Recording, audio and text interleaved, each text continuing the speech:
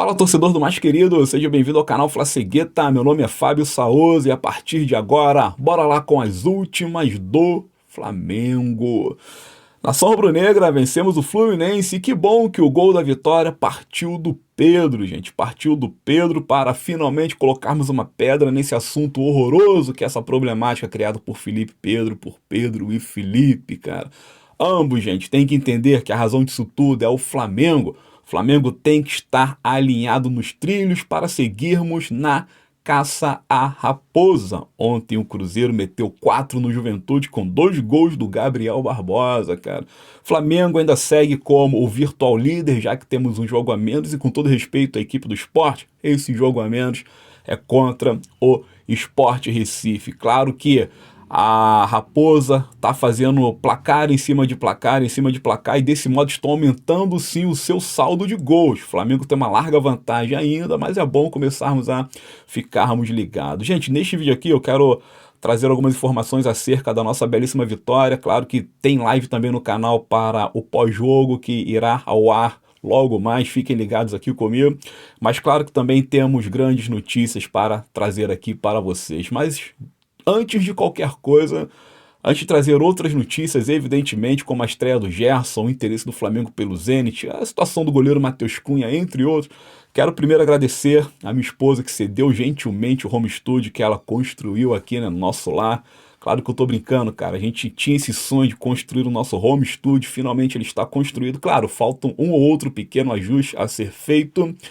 E de vez em quando eu vou aparecer aqui, tá, gente? Aparecer aqui para gravar os nossos materiais, tá? Espero que vocês tenham gostado e deixa aí nos comentários o que vocês estão achando do áudio. Eu tô gravando com outro microfone, um Fifine dinâmico, então captando mais ambientação do estúdio do que propriamente a minha voz junta à cápsula do microfone, mas enfim, é assim que tem que ser. Muito feliz com esse novo espaço e brigadão, gente, brigadão pelo incentivo, porque tivemos sim grandes amigos aqui do canal Flacegueta que apoiaram a construção do nosso home studio. Brigadão.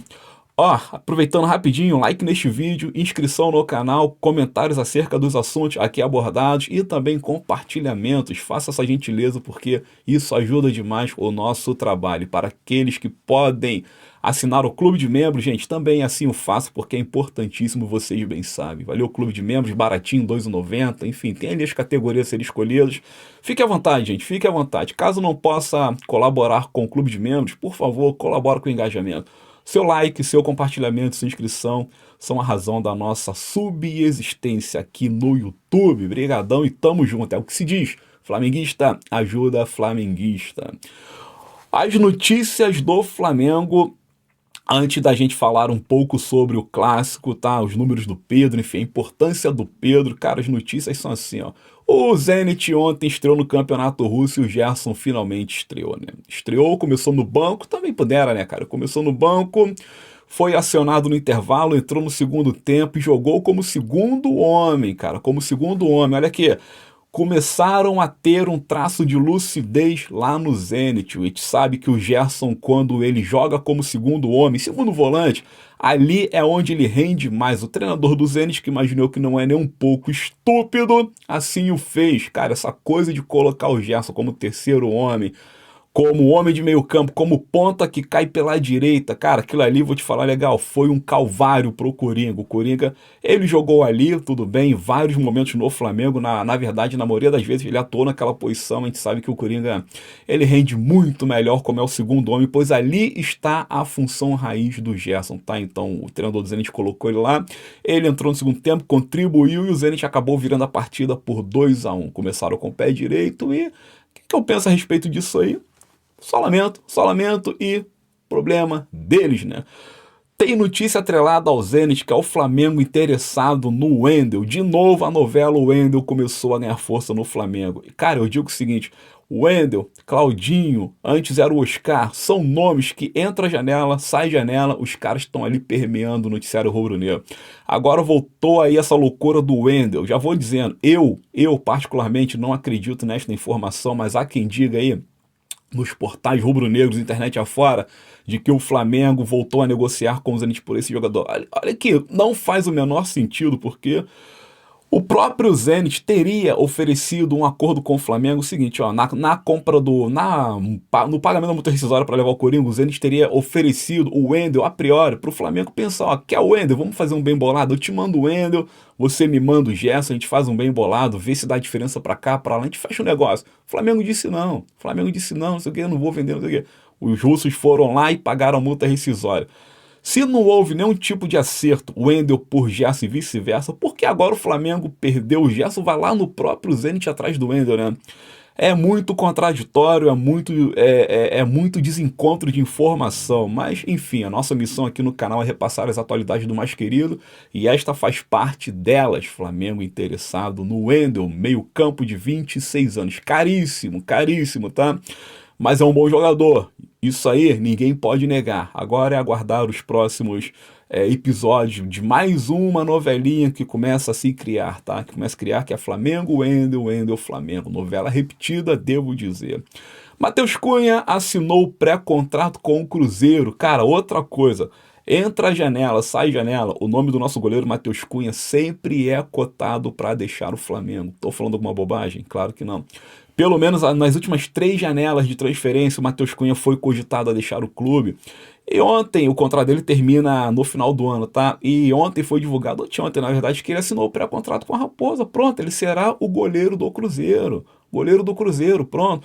O que eu tô achando engraçado é... Os torcedores, não é nenhuma crítica à nação, pelo amor de Deus, longe disso. O que eu tô achando engraçado são os torcedores do Flamengo criando casinho nas redes sociais por conta da saída do goleiro. Ah, ele assinou o pré-contrato, ele é um traidor, isso e aquilo. Cara, primeiro o cara tem que jogar. O cara é livre, ele é dono do seu passe, pensa por esse caminho e ele tem o direito de trabalhar onde ele bem quiser. No Flamengo tá mais do que evidente de que ele não tem espaço. Nosso goleiro titular é o Agostinho Rossi e é muito bom titular, por sinal. Eu, particularmente, nunca senti tanta firmeza no Matheus Cunha e eu tenho certeza que a maioria de vocês também não. Então é um goleiro que não tem espaço no Flamengo e tem que buscar o seu futuro, tá certo? Então não tem essa de traição não, as regras são essas e estão ali para serem usadas, tá entendendo? Então o cara assinou o pré-contrato, vai deixar o Flamengo, e o Flamengo, muito honestamente e corretamente, devo dizer, o Flamengo pensou o seguinte: eu vou agora ao mercado correr atrás de um substituto pro Matheus Cunha, caso eu consiga, eu tô liberando o jogador antes mesmo do final do ano. Tá certo, não tem que esperar. O Flamengo vai querer buscar um substituto, agora sim, vai ter que correr atrás do goleiro, porque não dá pra tu contar com o Diogo Alves, com o Léo Nenec, não sei o que, o cacete tá... Não, buscar um goleiro, até porque numa ausência do Rossi, tem que ter um substituto à altura, e de fato o Cunha não era.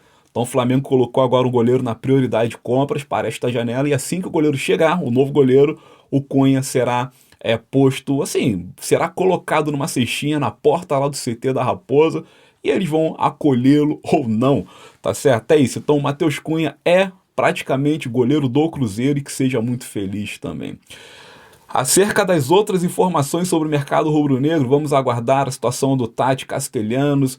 O Carrascal, pô, tá para chegar no Ninho a qualquer momento, vai fazer exame, é o nosso reforço confirmado.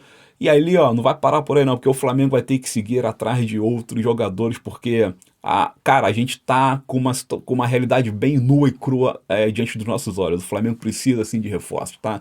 Camisa 10, camisa 7, camisa 11, sabe? Jogadores sobre jogadores sobre jogadores. Ontem o Wesley não jogou, eu achei que ele fosse entrar como titular no clássico contra o Fluminense. Não jogou, já é uma forma de preservar o atleta, talvez tenha sido um pedido da Roma, porque o Flamengo pediu para a Roma o seguinte: deixa eu ficar com o Wesley mais um pouquinho, até eu arrumar um outro lateral. A Roma disse, sim, pode ficar, mas agora a gente começa a entender que a Roma falou o seguinte: fica, mas não usa, tá? Se usar, usa com cuidado, porque eu não quero que tu machuque o meu jogador, tá bom? Então ontem o Wesley começou no banco, o Flamengo também tem que se movimentar para repor essa lateral direita. Bom, sobre o clássico em si, trazer algumas informações para depois, numa live de pós-jogo que ainda vai rolar, tá bom, gente? Que ainda vai rolar, a gente traz os detalhes mais completos acerca do desempenho do rubro-negro, escalação do Felipe, postura, entrevista coletiva e toda a sorte relacionada a esse confronto aí. Mas ontem, cara, o jogo foi muito ruim, essa aqui é a grande verdade, o jogo foi ruim, porque cara, baixíssimo nível técnico, os dois times preguiçosos pra caramba. Porra, foi difícil de aturar. Flamengo no primeiro tempo teve 68% de posse de bola, no segundo tempo 63%. Flamengo é aquilo, né, cara? Sempre fica com a bola no pé, mas pasmem aí, gente, ó. 68% no primeiro tempo, somente 2 finalizações e nenhuma no gol, cara, as 2 para fora. Ridículo esse aproveitamento, gente, na moral, ridículo, ridículo. Flamengo batendo escanteio no primeiro pau, um escanteio que não funciona, cara. Assim, eu bem falando sobre isso. Para com esse negócio de bater escanteio no primeiro pau. No segundo tempo, o Flamengo teve 63% de posse de bola, o rendimento do Fluminense cresceu um pouquinho e o Flamengo finalizou 7 vezes. Aí já foram 3 no gol e ali saiu o gol do Pedro, tá entendendo? Pedro saiu do banco para resolver a nossa vida. Então, assim, ao todo, 9 finalizações do Flamengo com 3 no gol. O Flamengo venceu por 1-0. É um aproveitamento baixíssimo, cara, baixíssimo. O Flamengo, que por tradição, tem como, assim, ó, finalizações, em média, é mais do que 17 finalizações por jogo. Ontem foi muito abaixo da média. E o Fluminense, por sua vez, também não jogou nada, finalizou pouquíssimo também, não deu trabalho algum pro Rossi, essa que é a grande verdade. Nem Fábio nem Rossi tiveram trabalho, essa que é a grande verdade. O jogo foi fraco, despropositado, desinteressado. Só que no Flamengo é o seguinte, cara, o Flamengo tá na perseguição da Raposa, tinha que ter apresentado-se melhor, com desempenho mais elevado, mais imposição, mais finalização, porém os defeitos continuam ocorrendo. Ó, Cebolinha, já vou dizendo aqui, um spoiler da nossa live de pós-jogo. Cebolinha, nada, meu irmão, joga nada, não tá jogando absolutamente nada. Rascaeta se arrastou em campo. Enfim, vários jogadores do Flamengo ontem se arrastaram em campo e o Flamengo tá ali, ó, naquela necessidade clara de buscar os reforços, que do jeito que tá ali, a coisa tá complicada.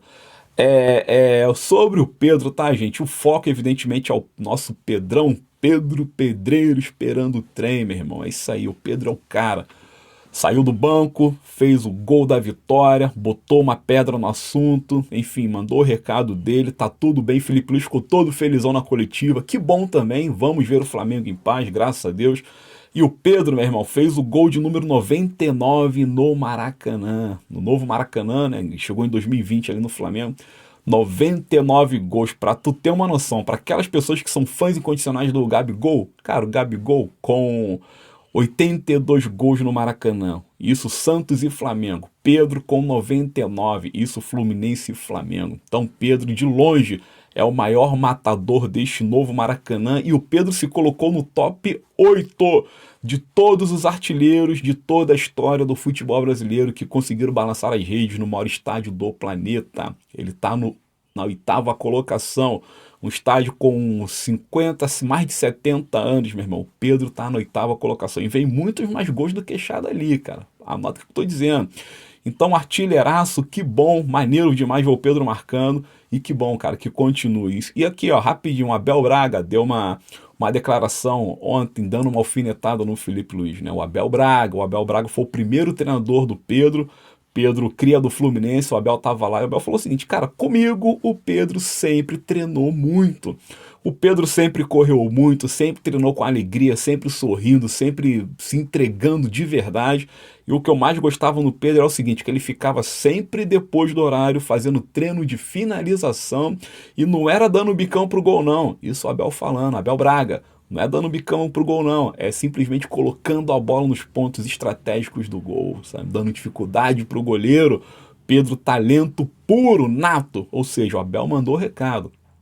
Papo de falar que o Pedro não treina é meio zoado, tá? Se ele falou pra inflamar, não sei que ele falou. Eu concordo com o Abel, porque o Pedro, cara, não tem como um jogador ser tão talentoso sem treinamento. O Pedro, pra mim, treina muito e treina de modo inteligente, tá certo? Não adianta ficar correndo igual um maluco pra ficar se cansando à toa. A parada dele é meter a bola pra dentro. Tanto é que tem 99 gols no Maracanã, tá certo? Então é isso aí.